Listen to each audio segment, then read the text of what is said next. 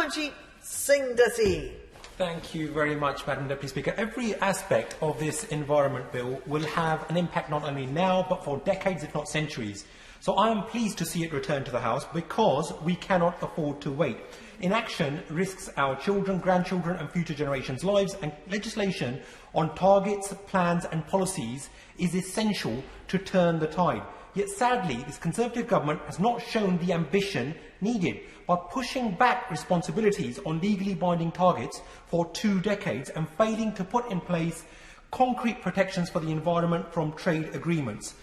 And given their current record for making promises and not delivering, forgive me, Madam Deputy Speaker, if I am not surprised. Sadly, my Slough constituents know the impact of the environment on their lives acutely.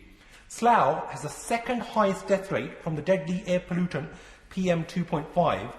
Whilst excellent work is being done on a local level by Slough Borough Council with their low emission strategy and air quality action plan, if nothing further is done at a macro level by government, we will continue to breathe these dangerous levels of pollution. So can the Minister outline why the Tories voted down the Labour's party's attempts to write World Health Organization air pollution limits into this bill? Because it seems like government rhetoric far outweighs action when it comes to the environment.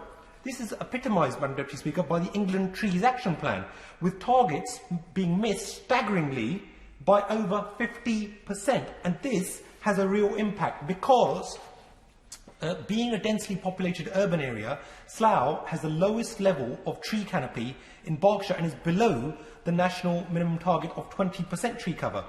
And whilst the Labour Council, with its limited resources, are planting 9,000 trees locally, again, more must be done nationally by providing adequate funding, direction and resources to local authorities. As the WWF rightly note, this bill does not, and I quote, go far enough to protect the world's forests and other critical natural ecosystems. How can the Minister and the government allow this to continue? And sadly, this trend extends to biodiversity and species conservation with very real consequences for my constituency and our planet. Another local project I recently visited, the Wildlife and Wetlands Trust, has seen this in Slough's Salt Hill Stream.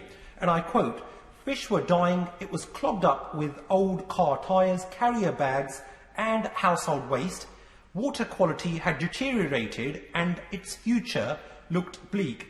But their incredible work with the community has meant improved water quality, new homes for wildlife and engagement and education for local people." But it should never have got to this point.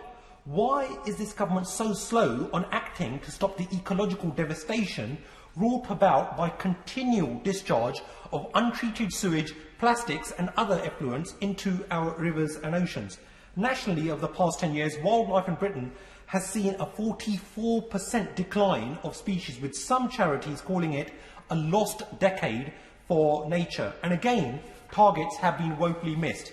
Last year, government conceded to have failed on 2/3 of targets agreed at the Convention on Biological Diversity in 2010. But the Royal Society for the Protection of Birds analysis later showed that on 6 of these targets, the UK has actually gone backwards.